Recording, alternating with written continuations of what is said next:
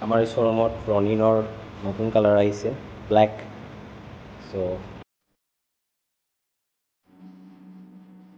চাওক ইয়াতে ইণ্ডিকেটাৰকেইটা আপোনাক জ্বলাই দেখুৱাইছোঁ। চাওক ইমান মজা লাইট।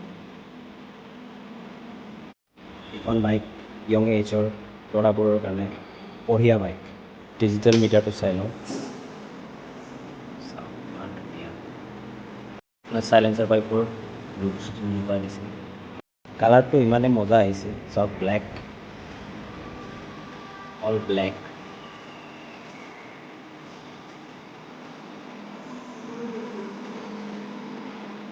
চ' সোনকালে আহি যাওক মানিক TVS শ্ব'ৰুম লক্ষীপুৰত আৰু এইখন বাইক আপোনাৰ ঘৰলৈ লৈ যাওক।